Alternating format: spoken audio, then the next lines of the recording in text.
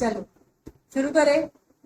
Yes, तो आज हम शुरू कर रहे हैं unit number 5, that is breach of contract and it's remedies. कल तक हम लोगों ने क्या पढ़ा था? परफॉर्मेंस ऑफ कॉन्ट्रैक्ट, कौन परफॉर्म करना चाहिए, कहाँ परफॉर्म होना चाहिए, कब परफॉर्म होना चाहिए, कब कॉन्ट्रैक्ट परफॉर्म नहीं होता है। ये सारी चीजें हमने कल यूनिट नंबर 4 में पढ़ ली थी। आई अज्यूम कि आपको यूनिट नंबर 1 से लेकर यूनिट नंबर 4 तक का पूरा नॉलेज है, तो ही यूनिट नंबर 5 समझ में आएगा। क्लियर है? तो यूनिट नंबर 5 बहुत ही सिंपल यूनिट है और बहुत ही छोटा यूनिट है। विल मेक श्योर कि आज के लेक्चर में यूनिट नंबर 5 क्या हो जाए, अपना खत्म हो जाए। तो यूनिट नंबर 5 का नाम है breach of contract and it's remedies. अब मैंने बोला छोटा यूनिट, भरोसा नहीं है तुम लोगों को। पेज पलट के देख रहे हो कितना छोटा है, बोल दिया ना छोटा है, तो भरोसा कर लो यार। पन्नी पलटना चालू कर दिए। ये देखो कितना है, इंस्टीट्यूट का मटेरियल है, देखो कितने पेज का है, सिर्फ और सिर्फ 15 पेजेस का है। और उसमें भी लास्ट के जो 10-5 पेज होते हैं, 10 नहीं 7-8 जो पेजेस होते हैं वो किसमें, समरी में और क्वेश्चन आंसर में चले जाते हैं। तो 50% का पेज बच गया तुम्हारे पास। सो ये मैक्सिमम 8 से 9 पेज का, मैक्सिमम 8 से 9 पेजेस का क्या है, ये चैप्टर है। इजी है, छोटा है, जल्दी खत्म हो जाएगा। क्लियर है? देखो यूनिट नंबर 5 का नाम है breach of contract. What is breach? Breach is तोड़ना। जैसे वो हमेशा एसीपी प्रद्युमन बोलता है ना, दरवाजा तोड़ दो दया, है ना? तो तोड़ ही रहे ना लोग, ब्रिज कर रहे। ब्रिज लेकिन किसका कर रहे? दरवाजे का कर रहे। क्लियर है? यहाँ पे हम किसका ब्रिज कर रहे हैं? कॉन्ट्रैक्ट का ब्रिज कर रहे हैं। तोड़ना मतलब किसी को फोड़ना नहीं होता, तुम लोग किसी को मार वार दोगे कि तोड़ने बोला ना हम लोगों ने। तोड़ना ये था, कॉन्ट्रैक्ट का ब्रीच कर रहे हो मतलब आपने जो प्रॉमिस किया था कॉन्ट्रैक्ट परफॉर्म करने का, और आप वो प्रॉमिस क्या कर रहे हो, तोड़ रहे हो। उसी को हम क्या बोलते हैं? Breach of contract. से फॉर एग्जाम्पल, एक जमाने में मैंने आपको सिखाया था कि मैं अपना कुछ, कोई तो मेरा फोन था जो मैं किसको बेच रही थी, प्रार्थना को बेच रही थी मैं, बराबर की नहीं। मैं, मेरा फोन था जो मैं किसको बेचने वाली थी, प्रार्थना को बेचने वाली थी। मैंने बोला Prarthana, will you buy this phone for 50,000? She agreed to buy this phone for 50,000। और हम लोगों ने एक डेट फिक्स किया, रामनवमी का डेट फिक्स किया। बोला रामनवमी बहुत ही शुभ मुहूर्त दिन है, शुभ मुहूर्त है, इस दिन पे प्रार्थना मुझसे फोन खरीद लेगी। ठीक है? और इस दिन पे मैं जाके प्रार्थना को बोलती, प्रार्थना सॉरी मैं तुमको फोन नहीं दे सकती। तो क्या मैंने जो वादा प्रार्थना के साथ किया था, मैंने उसका ब्रीच किया? क्या मैंने प्रॉमिस को तोड़ दिया? तोड़ दिया कि नहीं? ये जब मैं प्रॉमिस को तोड़ती हूँ, मैं किसी चीज का प्रॉमिस करती हूँ कि मैं आपके लिए काम करूंगी, जिसके बदले में मुझे कुछ तो समथिंग इन रिटर्न आने वाला है, और मैं अपॉइंटेड डेट पे या कभी भी उसके पहले मैं क्या कर देती हूँ, कॉन्ट्रैक्ट परफॉर्म करने से मना कर देती हूँ। तो मैंने क्या कर दिया? कॉन्ट्रैक्ट का ब्रीच कर दिया। क्लियर है? उसके साथ क्या पढ़ना है आपको? It's remedies. रेमेडीज का मतलब होता है सॉल्यूशंस। अब मैंने कॉन्ट्रैक्ट का ब्रीच किया ना, तो प्रार्थना की क्या गलती थी? कोई गलती है प्रार्थना की? नहीं। तो क्या प्रार्थना के पास कोई सॉल्यूशन होना चाहिए मेरे अगेंस्ट? कि आपने कॉन्ट्रैक्ट का ब्रीच किया जिसकी वजह से मेरे को इतने का नुकसान हुआ, नाउ यू हैव टू पे द डैमेजेस। बोल सकती है कि नहीं बोल सकती है प्रार्थना? यस, प्रार्थना बोल सकती है। तो प्रार्थना के पास क्या क्या रेमेडीज है अगेंस्ट मी? अगर मैंने कॉन्ट्रैक्ट का ब्रीच किया तो प्रार्थना के पास क्या रेमेडीज है मेरे अगेंस्ट में? या तो फिर अगर प्रार्थना ने कॉन्ट्रैक्ट का ब्रीच किया तो मेरे पास क्या रेमेडीज आएंगे प्रार्थना के अगेंस्ट में? उसी को हम क्या बोलते हैं? इस रेमेडीज। तो आपको यही दो चीज पढ़नी है इस पूरे यूनिट नंबर 5 में, कि ब्रीच ऑफ कॉन्ट्रैक्ट क्या होता है, कितने टाइप्स का होता है, और उसमें क्या क्या रेमेडीज मिलती है अदर पार्टी को। समझ रहे आप लोगों को? जिसके साथ कॉन्ट्रैक्ट का ब्रीच हुआ उस पार्टी के पास क्या क्या रेमेडीज अवेलेबल है कॉन्ट्रैक्ट का अगर ब्रीच हुआ तो।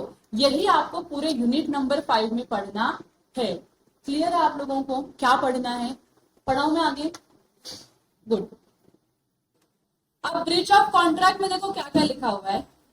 Anticipatory breach of contract. Anticipatory मतलब एंटीसिपेट करना कि आगे फ्यूचर में ब्रीच हो रहा है।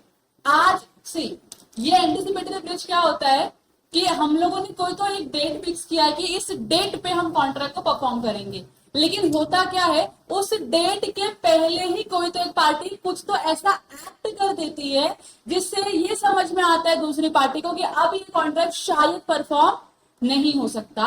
उसी को हम क्या बोलते हैं? एंटीसिपेटरी ब्रीच बोलते हैं। दूसरा क्या है, एक्चुअल ब्रीच। तो मैंने जो एग्जांपल दिया आपको that was of actual breach. Ramnavami की बात चली थी, रामनवमी कॉन्ट्रैक्ट परफॉर्म हो रहा है, रामनवमी पे कॉन्ट्रैक्ट को परफॉर्म ही नहीं किया, मैंने मना कर दिया कॉन्ट्रैक्ट परफॉर्म करने के लिए, तो ये क्या हो गया, एक्चुअल ब्रीच ऑफ कॉन्ट्रैक्ट हो गया। फिर तीसरा आपको क्या पढ़ना है इसमें, remedies for breach of contract. अगर किसी ने ब्रीच किया है कॉन्ट्रैक्ट का तो दूसरी पार्टी को क्या रेमेडीज मिलनी चाहिए। तो रेमेडीज में देखो कितने सारे टाइप ऑफ रेमेडीज लिखे हुए हैं। पहला क्या है, सूट फॉर डैमेजेस। आप क्या क्लेम कर सकते हो, डैमेजेस। देखो there is a difference between these two word, there is a difference between these two words. Damage अलग होता है, डैमेजेस अलग होता है। क्या मुझे कोई बता सकता है इन दोनों में डिस्टिंक्शन क्या है। डैमेज अलग होता है, डैमेजेस अलग होता है, कोई मुझे डिस्टिंक्शन। अच्छा ये सिंगुलर और प्लूरल नहीं है, फॉर काइंड इन्फॉर्मेशन ऐसे लगा दिया तो डैमेजेस मतलब प्लूरल हो गया।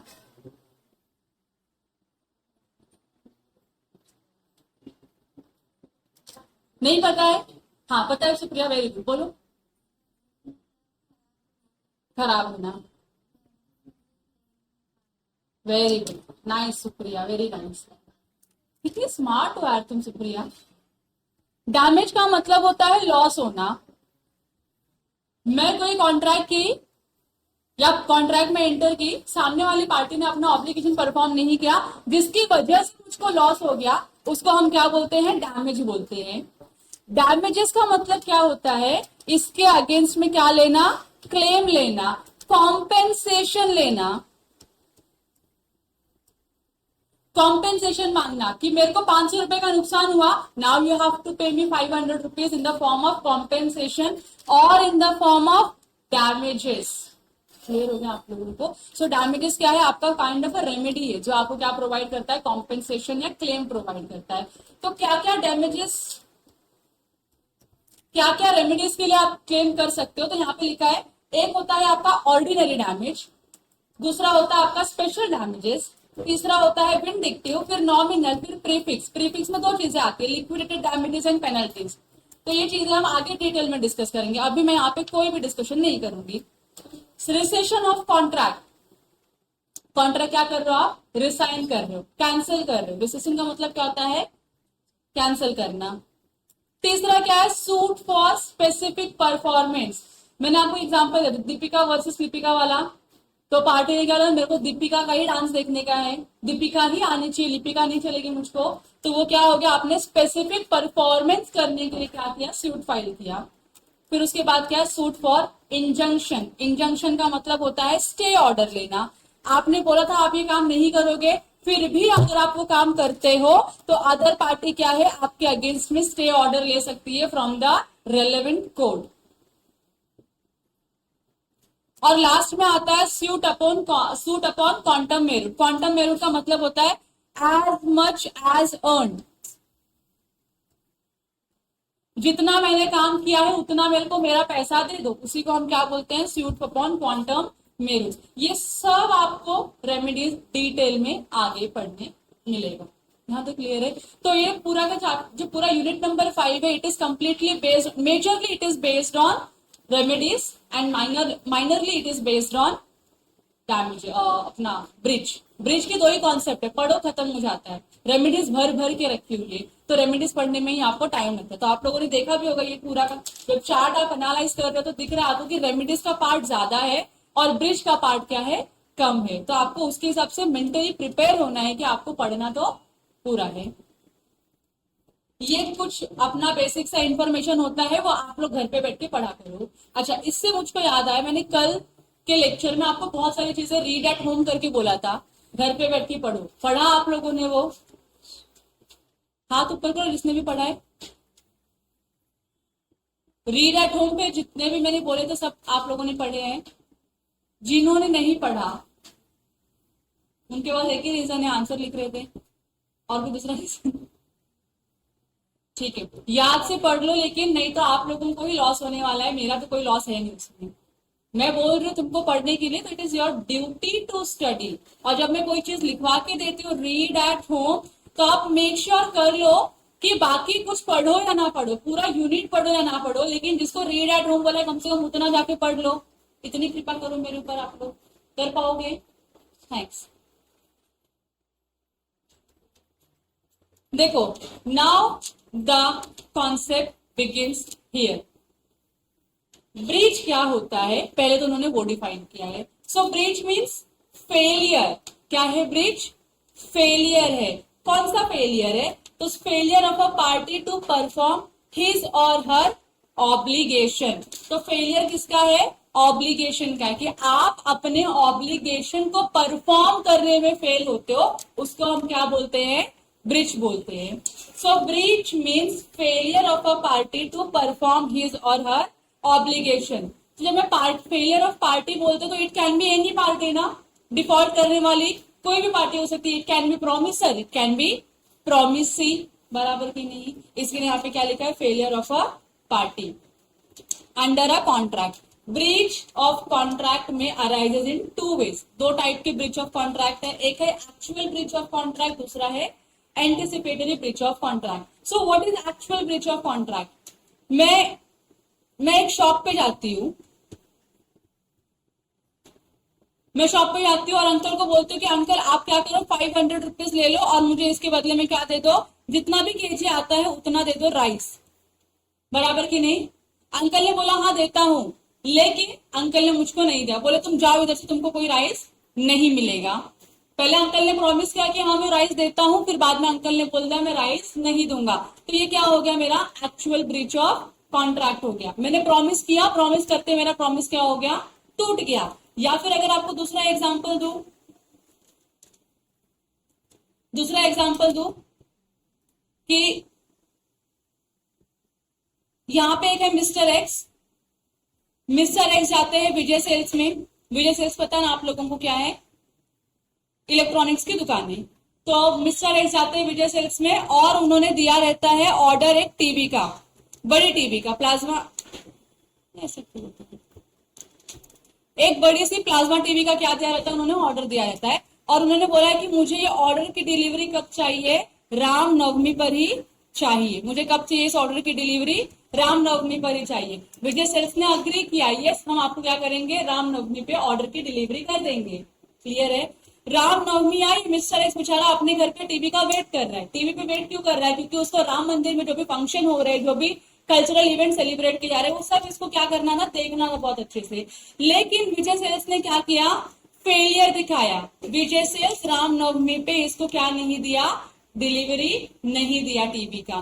तो क्या विजय सेल्स ने एक्चुअल ब्रीच ऑफ कॉन्ट्रैक्ट किया है? यस। जिस दिन पे कॉन्ट्रैक्ट परफॉर्म होना था उस दिन पे अगर किसी पार्टी ने कॉन्ट्रैक्ट को परफॉर्म नहीं किया, उसको हम क्या बोलेंगे? Actual breach of contract. ठीक है। सेकेंड है anticipatory breach of contract. Anticipatory का मतलब ये होता है कि कोई भी जो कॉन्ट्रैक्टिंग पार्टीज है वो लोग एंटिसिपेट कर पाते हैं, या कुछ तो ऐसा इवेंट अराइज होता है जिससे ये समझ में आता है कि मेरा कॉन्ट्रैक्ट परफॉर्म नहीं हो पाएगा ऑन द गिवन डेट। तो इसी को हम क्या बोलते हैं? Anticipatory breach of contract. उसका भी एग्जाम्पल दूंगी आपको।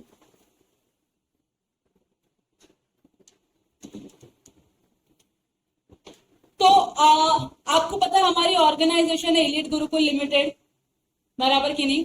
हम अपने ऑर्गेनाइजेशन के जितने भी एम्प्लॉयज होते हैं हम उनके लिए बहुत कुछ करने का ट्राई करते हैं, और उसमें का एक इवेंट है ड्रेस कोड देना।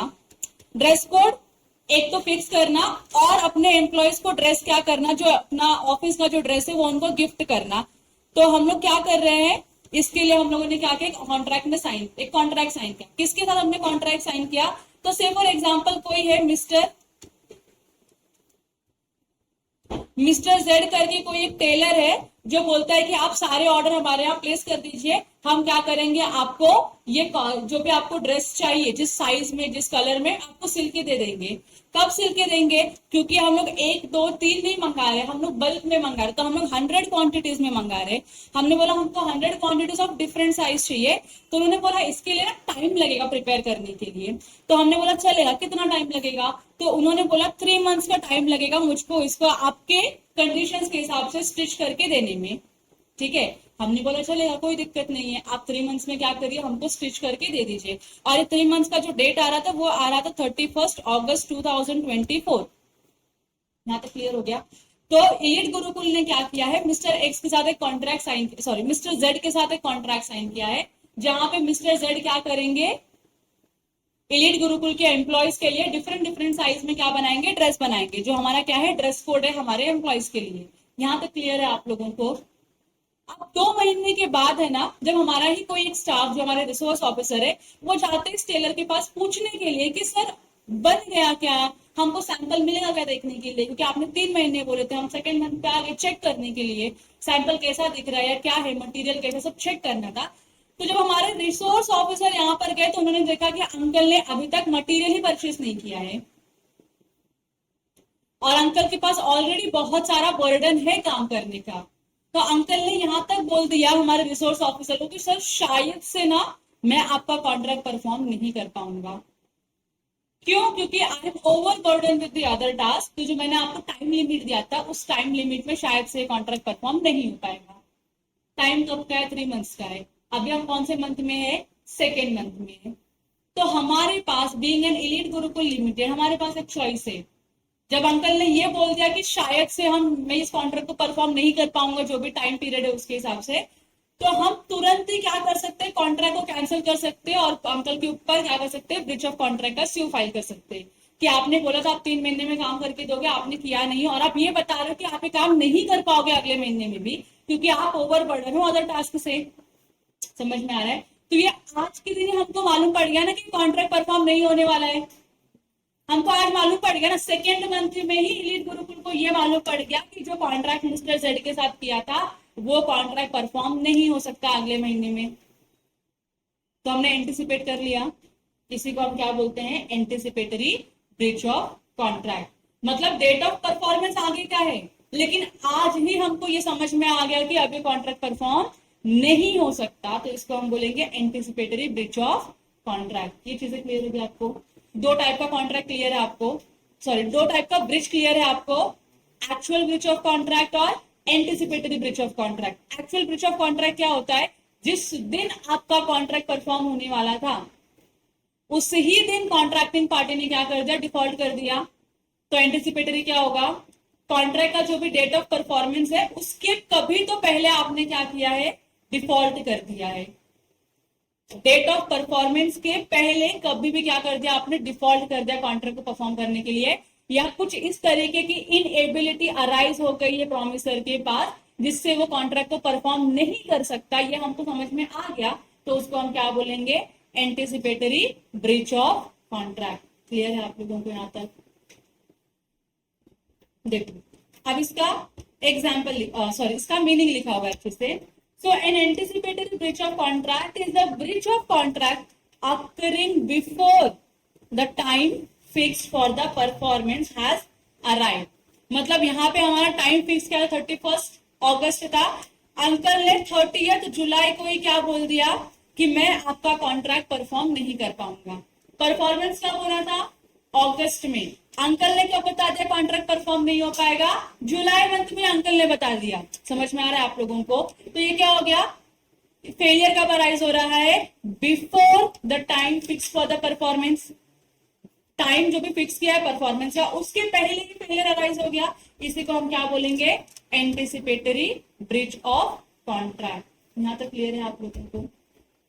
When the promiser refuses altogether to perform his promise, जो प्रॉमिसर है वो इतना नालायक है, वो बोलता है मैं परफॉर्म ही नहीं करूंगा इस कॉन्ट्रैक्ट को, signifies his unwillingness even before the time of performance. Contract perform करने का टाइम हो उसके पहले ही उसने अपनी अनविलिंगनेस दिखा दी कि मैं इस कॉन्ट्रैक्ट को परफॉर्म नहीं करूंगा। It is called as anticipatory breach of contract. यहां तक क्लियर हो गया आप लोगों को? What is anticipatory breach of contract? Clear है? क्या है ये? कॉन्ट्रैक्ट में कॉन्ट्रैक्टिंग पार्टी या प्रॉमिसर जो है अपने आप प्रॉमिसर क्या करता है? फेलियर करता है। किसके लिए? कॉन्ट्रैक्ट में जो प्रॉमिस किया है उसको परफॉर्म करने के लिए। कब फेल होता है वो? Before the time is fix for the performance of the contract. अगर जिस दिन कॉन्ट्रैक्ट परफॉर्म होना था उस दिन आके आपने ब्रीच किया तो उसको हम क्या बोलेंगे? एक्चुअल में 31 की बात हुई थी, 31 को आप कॉन्ट्रैक्ट परफॉर्म करोगे, 31 पे अंकल आके बोलते मैं कॉन्ट्रैक्ट परफॉर्म नहीं कर पाऊंगी। अब ये क्या हो गया?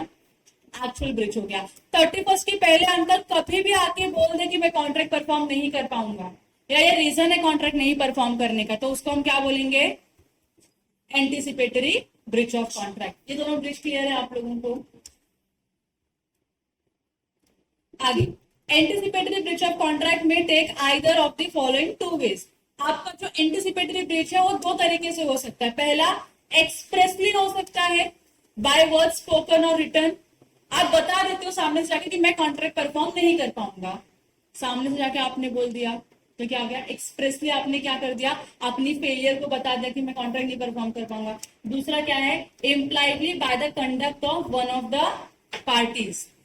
आपने क्या किया, इम्प्लाइड तरीके से बता दिया, मतलब आपके कंडक्ट से ये समझ में आ गया कि आप इस कॉन्ट्रैक्ट को परफॉर्म नहीं कर पाओगे। तो मैं दोनों में ही आपको एक डिफरेंस देती हूँ। तो पहला ये जो पहला पॉइंट है, एक्सप्रेस वाला पॉइंट है, जहाँ पे आप जाके बताते हो प्रॉमिसी को कि मैं इस कॉन्ट्रैक्ट को परफॉर्म नहीं कर पाऊंगा। तो ये वाला जो हमने अभी ऊपर एग्जाम्पल देखा एलीट गुरुकुल का और वो टेलर के साथ वाला, समझ में आ रहा है आप लोगों को? तो उसमें प्रॉमिसी ने सामने से बता देना कि मैं कॉन्ट्रैक्ट परफॉर्म नहीं कर पाऊंगा, तो ये एक्सप्रेसली उसने बताया ना, तो वो एग्जाम्पल यहाँ पे आ गया टेलर वाला।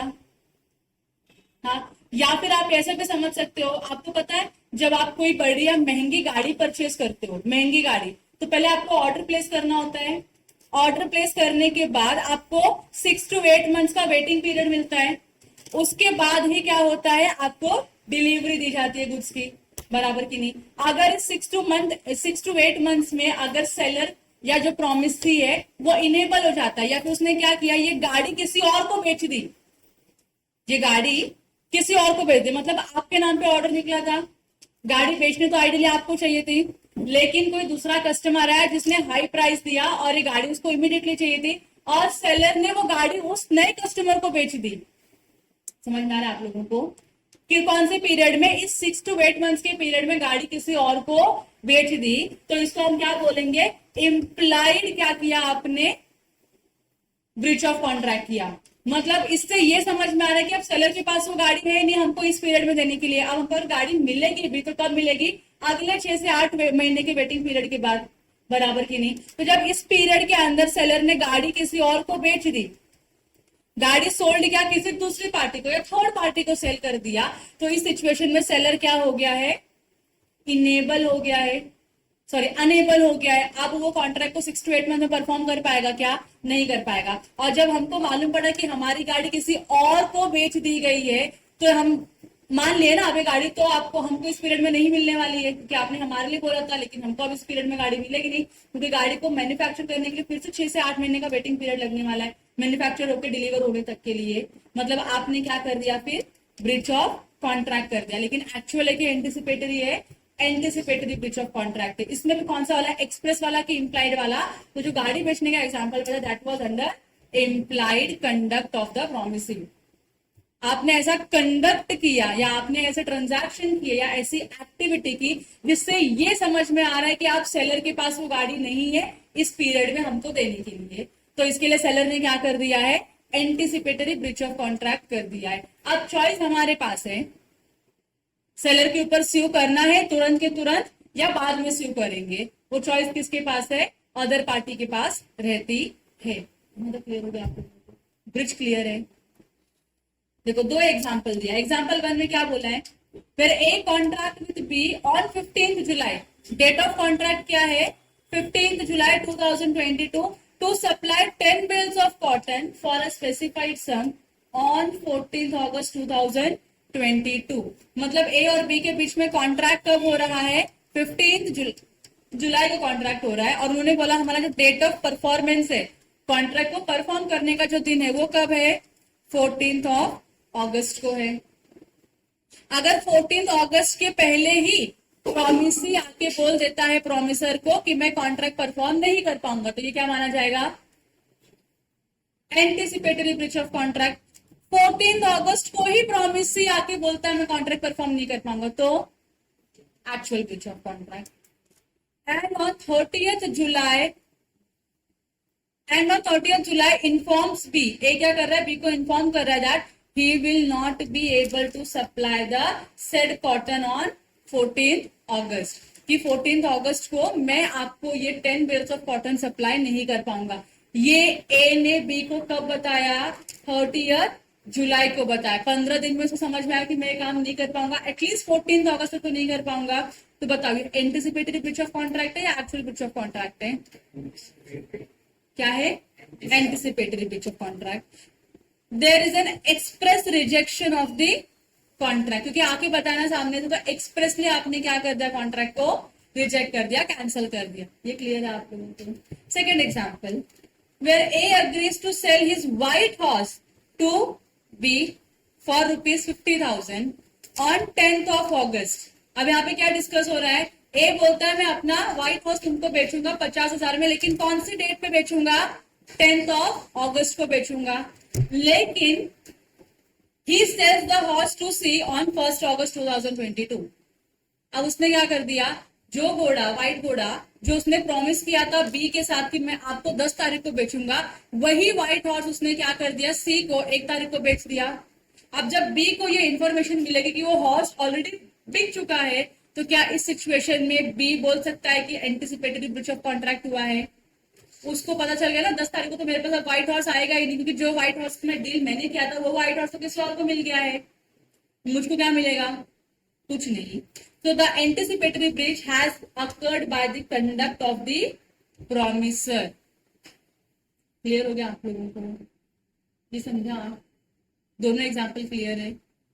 आगे सेक्शन नंबर 39 डील करता है किससे? एंटिसिपेटरी ब्रीच ऑफ कॉन्ट्रैक्ट, और बताता है when a party to the contract has refused to perform or disable himself from performing, या तो आपने रिफ्यूज कर दिया कि आप कॉन्ट्रैक्ट परफॉर्म नहीं करोगे, या तो अब आप क्या हो चुके हो, डिसेबल हो चुके हो। मतलब क्या? जिस सब्जेक्ट मैटर के बारे में आपने बात किया था वो सब्जेक्ट मैटर या तो डिस्ट्रॉय हो गया या तो आपने किसी और को बेच दिया है।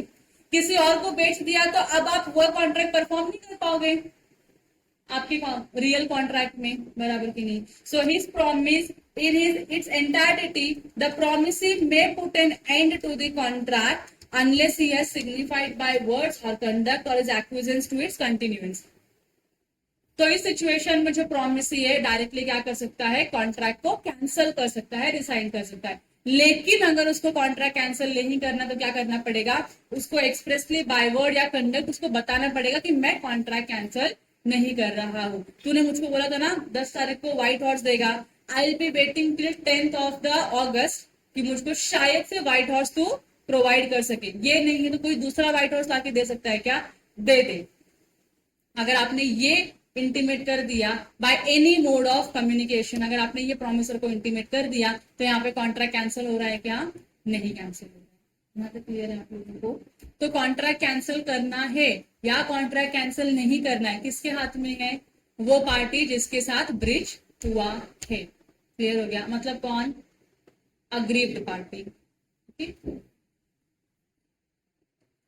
अगर एंटिसिपेटरी ब्रीच हुआ है आपके कॉन्ट्रैक्ट का, एंटिसिपेटरी ब्रीच हुआ है तो उसका क्या इफेक्ट होगा? बताओ क्या होना चाहिए?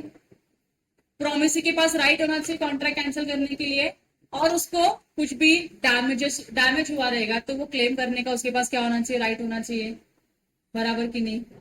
देखो, the promisee is excused from the performance. Promisor ने अपना प्रॉमिस परफॉर्म नहीं किया ना, तो प्रॉमिस ही करेगा क्या अपना पार्ट ऑफ कॉन्ट्रैक्ट परफॉर्म? नहीं करेगा ना, तो उसको माफ कर दिया जाएगा कि ठीक है प्रॉमिस ही तू कॉन्ट्रैक्ट परफॉर्म मत कर। क्यों? क्योंकि प्रॉमिसर ने ब्रीच कर दिया ना, तो तू परफॉर्म करके क्या कर लेगा? प्रॉमिसर ने बोला था कि आपको व्हाइट हॉर्स देगा 10th of August को, उसने 1 अगस्त को ही क्या कर दिया, सी को व्हाइट हॉर्स बेच दिया, तो why are you going and paying 10,000 rupees और 50,000 rupees to A for the white horse? जरूरत है क्या पे करने की? कि प्रॉमिसर ने अपना ब्रीच किया, प्रॉमिसर ने अपना ऑब्लिगेशन फुलफिल किया क्या? जी। तो प्रॉमिस ही करेगा अपना ऑब्लिगेशन फुलफिल? नहीं करेगा, बस वही लिखा है। The promisee is excused from the performance और from the further performance and he gets an option. उसको क्या मिलता है? कुछ ऑप्शन मिलता है। पहला क्या है? to either treat the contract as rescinded and sue the other party for the damages from the breach of contract immediately without waiting until the due date of performance। तो ऊपर का जो एग्जाम्पल था, एग्जाम्पल नंबर 1, तो मैं आपको यहाँ पे लिख के देती हूँ, रीड विथ एग्जाम्पल 1।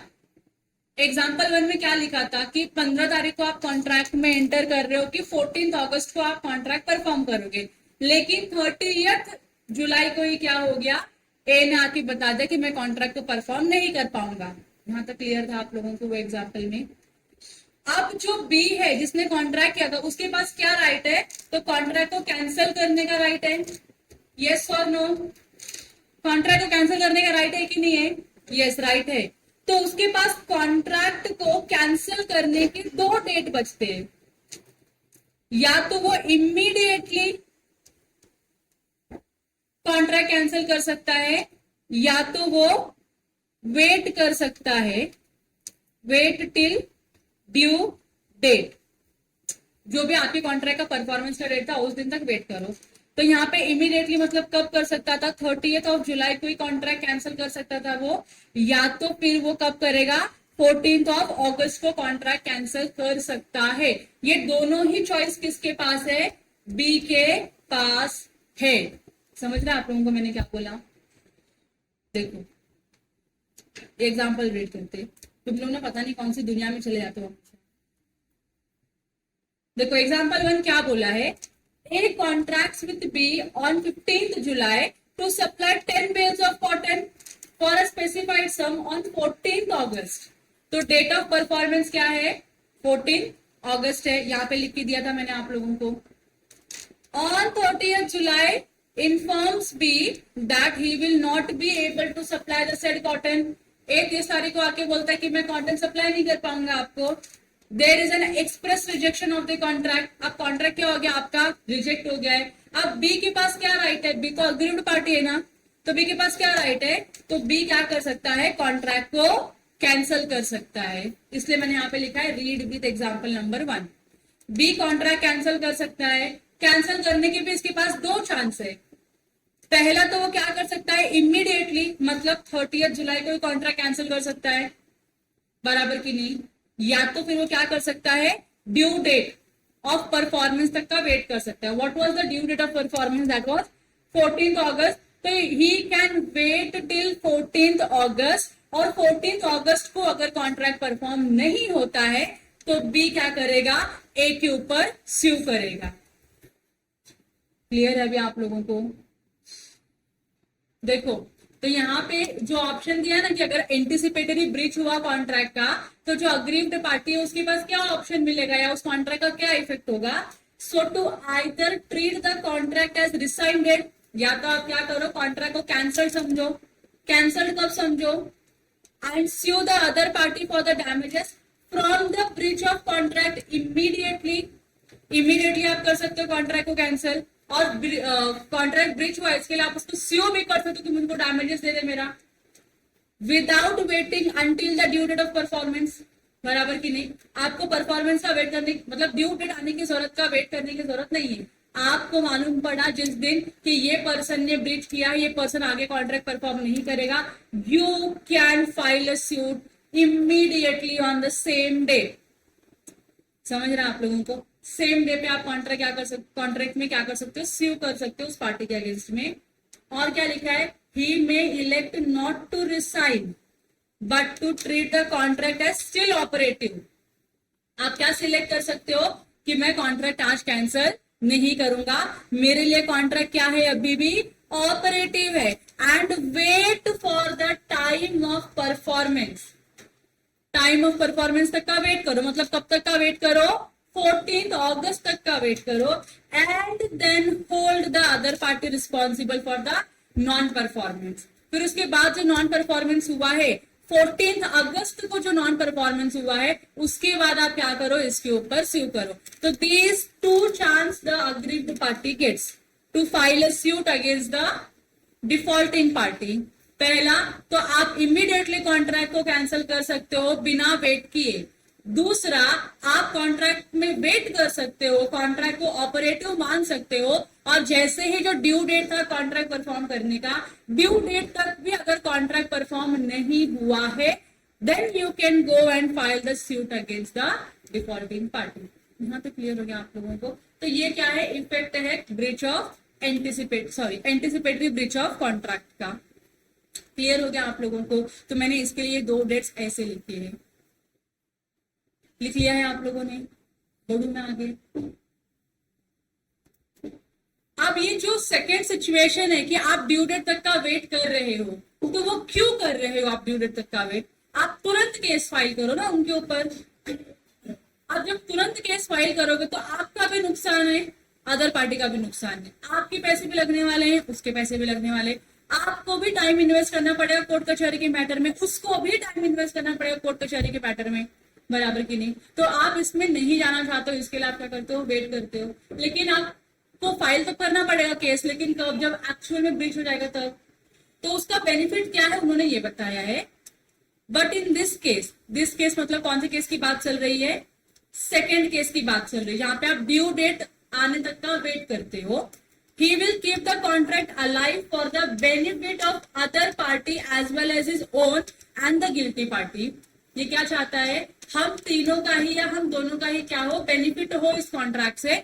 इसके लिए मैं कॉन्ट्रैक्ट को क्या रख रहा हूं? अलाइव रख रहा हूं। अब क्या बेनिफिट ले सकता है?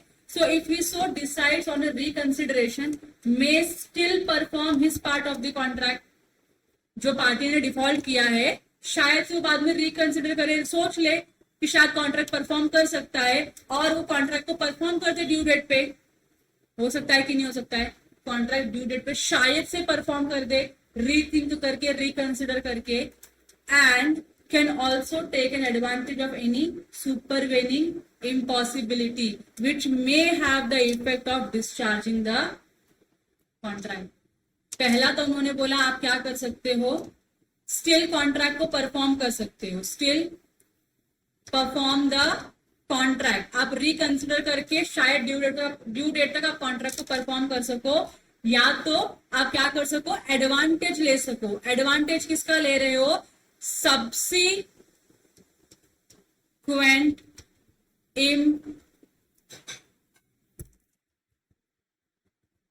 इम्पॉसिबिलिटी का, सब्सिक्वेंट इम्पॉसिबिलिटी का एडवांटेज ले सकते हो। What is subsequent impossibility?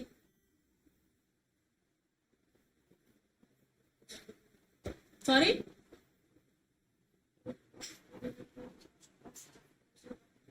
Yes, ऐसे इम्पॉसिबिलिटी जो अकर होती है का कॉन्ट्रैक्ट में एंटर होने के बाद, उसी को हम सब्सिक्वेंट, सुपरवेनिंग और पोस्ट कॉन्ट्रैक्चुअल इम्पॉसिबिलिटी भी बोलते हैं, बराबर की नहीं? अगर ऐसा कोई इम्पॉसिबिलिटी अराइज हो गया आपके कॉन्ट्रैक्ट में ही, तो कॉन्ट्रैक्ट तो डिस्चार्ज हो गया, फिर किसी भी पार्टी को परफॉर्म करने की जरूरत नहीं है, ना ही कोई केस फाइल करने की जरूरत है, बराबर की नहीं?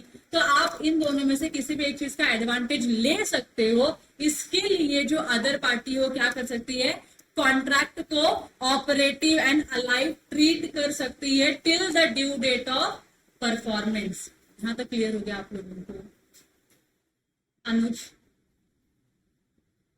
बाकी आप लोगों को समझा इफेक्ट क्या है दोनों का, और ऐसा क्यों करते हो? आप ड्यू डेट तक का क्यों वेट करते हो? ताकि शायद से जो डिफॉल्टिंग पार्टी फिर से सोच के फिर से कॉन्ट्रैक्ट परफॉर्म कर दे, या तो फिर कोई सब्सिक्वेंट इम्पॉसिबिलिटी अगर अराइज होती है हमारे कॉन्ट्रैक्ट में, तो उसका एडवांटेज मिल जाए हम दोनों को ही, और हम दोनों ही अपने ऑब्लिगेशन से डिस्चार्ज हो जाएंगे। हाँ कि ना? तो किसी को परफॉर्म करने की जरूरत ही नहीं है। इसके लिए आप क्या करते हो? वेट करते हो और कॉन्ट्रैक्ट को ऑपरेटिव ट्रीट करते हो till the due date of performance. यहाँ तक क्लियर हो गया आप लोगों को? तो एंटीसिपेटरी ब्रीच यहाँ पे खत्म होता है। अब इसके आगे क्या आता है? Actual breach of contract. Actual breach of contract क्या होता है? गिवन डेट पे, जो भी आपका परफॉर्मेंस का डेट है उस दिन पे ही आपने क्या किया? कॉन्ट्रैक्ट का ब्रीच कर दिया, उसी को हम एक्चुअल ब्रीच ऑफ कॉन्ट्रैक्ट बोलते हैं। So in contrast to the anticipatory breach, it is a case of refusal to perform the promise. आप यहाँ पे क्या कर रहे हो? प्रॉमिस को परफॉर्म करने से रिफ्यूज करते हो ऑन द शेड्यूल्ड डेट। जो भी डेट फिक्स किया था उस डेट पे आप क्या करते हो? कॉन्ट्रैक्ट को परफॉर्म करने से मना करते हो। तो ये क्या माना जाएगा आपका? Actual breach of contract. मतलब मैंने बोला था मैं 15 मई 2024 को ये काम करूंगी, और 15 मई को ही मैं आके बोलती हूँ कि ये काम मैं नहीं करूंगी या नहीं कर पाऊंगी, तो मैंने क्या कमिट किया है? Actual breach of contract commit किया है। The parties to a lawful contract are bound to perform their respective promises. Law तो यही बोलता है कि जो भी कॉन्ट्रैक्टिंग पार्टी है उनके ऊपर तो ऑब्लिगेशन है कॉन्ट्रैक्ट परफॉर्म करने का, but when one of the parties breaks the contract by refusing to perform his promise, he is said to have committed a breach, and in that case the other party to the contract obtains a right of action against the one who has refused to perform his promise. तो जो भी defaulting party है उसके against में जो other party है उसको right मिलता है कि सामने वाली पार्टी को क्या कर सके, स्यू कर सके for non performance of his promise. आप उसके अगेंस्ट में एक्शन ले लो क्योंकि उसने कॉन्ट्रैक्ट परफॉर्म नहीं किया है। यहाँ तक क्लियर हो गया? समझ रहे आप लोगों को? तो यहाँ पे दो एग्जाम्पल दिए गए हैं कि एक्चुअल ब्रीच में be committed at the time when the performance of the contract is due. जिस टाइम पे कॉन्ट्रैक्ट ड्यू हुआ है उस टाइम पे आपने कमिट किया है एक्चुअल ब्रीच। कैसे कमिट किया है देखो, A agrees to deliver 100 bags of sugar to B. ठीक है, कब डिलीवर करेगा ये? 1 February 2022 को। ऑन द सेड डे, मतलब सेम डे पे क्या किया? he failed to supply 100 bags of sugar, so this is a actual breach of contract, and the breach has been committed by A at the time when the performance becomes due. तो यहाँ पे ए ने contract का breach किया है। कब breach किया है? जिस मोमेंट पे कॉन्ट्रैक्ट ड्यू हो गया था उस मोमेंट पे आपने ब्रीच किया है। इसके लिए इसको हम क्या बोलते हैं? Actual breach of contract. ठीक है, दूसरा क्या है? During the performance of the contract. Contract का परफॉर्मेंस चालू है, मतलब एक पार्टी अपना ऑब्लिगेशन फुलफिल कर रही है और अदर पार्टी बोलती है मैं कॉन्ट्रैक्ट परफॉर्म नहीं करूंगी। बराबर कि नहीं? So actual breach of contract also occurs when during the performance of the contract, one party fails or refuses to perform his obligation under it by express or implied act. मेरे को ये पढ़ाते पढ़ाते याद है, एक मस्त एग्जाम्पल याद आया तुम लोगों के लिए। बताऊं? पक्का बताऊं? ये अगर आपको पॉइंट समझना है कि ड्यूरिंग द परफॉर्मेंस कैसे कोई एक्चुअल ब्रीच कर सकता है, अगर आपको ये पॉइंट समझना है तो आपको एक मूवी देखनी होगी। उस मूवी का नाम है शादी में जरूर आना। देखा है आप लोगों ने? अरे सब मूवी वगैरह देख लेते थे। बताओ क्या इस मूवी, जब आपने इस मूवी को देखा तो कहीं पे भी आपको लगा यहाँ पे ब्रीच ऑफ कॉन्ट्रैक्ट हुआ है? तब तो नहीं समझा होगा, लेकिन अब तो समझ में आना चाहिए। जब मैंने इस मूवी का नाम ले लिया है तो आपको ये तो समझ में आना चाहिए कि वहां पे ब्रीच ऑफ कॉन्ट्रैक्ट हुआ था या नहीं हुआ था।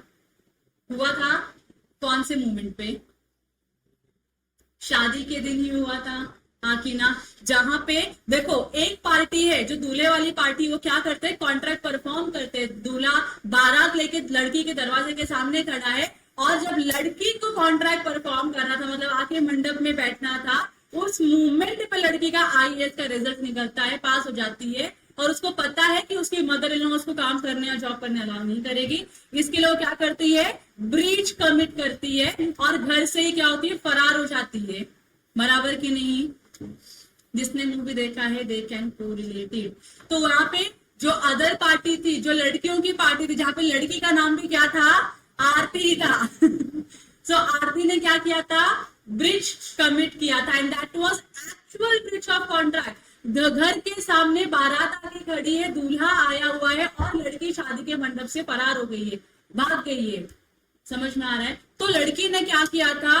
ब्रीच कमिट किया था। तो ये आपका second example, during the performance of the contract. Clear हो गया? ये एक्चुअल ब्रीच। दोनों टाइप की ब्रीच क्लियर है आप लोगों को? अब ब्रीच है तो ब्रीच में क्या मिलेगा आपको? रेमेडीज मिलेगा।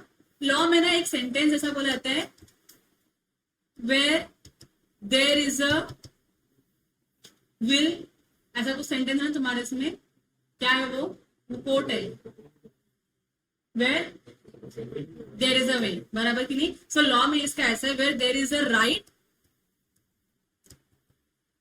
there is a remedy। जहां पे राइट होता है वहां पे रेमेडी होता है। जहां पे राइट होता है वहां पे क्या होता है? रेमेडी होता है। क्यों रेमेडी दिया गया है? अगर मेरा राइट है और मैं मेरा राइट एक्सरसाइज नहीं कर पा रही हूं, मेरा राइट था और मेरे राइट का ब्रीच हो गया है, सामने वाली पार्टी से कॉन्ट्रैक्ट परफॉर्म करवा के लेना मेरा राइट था, लेकिन उस पार्टी ने क्या किया, डिफॉल्ट किया, कॉन्ट्रैक्ट परफॉर्म नहीं कर रही है, तो क्या मेरे पास कोई रेमेडी होनी चाहिए उस पार्टी के अगेंस्ट से लेन कवर करने के लिए? यस, तो जहां पे राइट्स है वहां पे क्या मिलते हैं आपको, रेमेडीज मिलते हैं। तो रेमेडीज क्या क्या अवेलेबल है, तो ये पूरा का पूरा यहाँ पे लिखा है। पहला रेमेडी है, आप डैमेजेस के लिए क्या कर सकते हो, केस कर सकते हो, आप कॉन्ट्रैक्ट को रिसाइन कर सकते हो, आप स्पेसिफिक परफॉर्मेंस डिमांड कर सकते हो कॉन्ट्रैक्टिंग पार्टी से, आप इंजंक्शन के लिए सूट कर सकते हो, और आप क्वांटम मेरिट के बेसिस पे भी क्या कर सकते हो, केस फाइल कर सकते हो। So these are the remedies available to the other party. Clear हो गया? जो भी डिफॉल्टिंग पार्टी है उसको मिलेगा क्या रेमेडीज? डिफॉल्ट भी करो रेमेडी मिलो नहीं, तो जो डिफॉल्टिंग पार्टी है उसको ये रेमेडीज अवेलेबल नहीं है। ये रेमेडीज उनको मिलेगा जिनके साथ डिफॉल्ट हुआ है। यहाँ तक क्लियर हो गया? तो रेमेडीज क्या क्या अवेलेबल है, रेमेडीज का बहुत बड़ा कॉन्सेप्ट है, that we will discuss after a short break of 10 minutes. Is it okay? Thanks.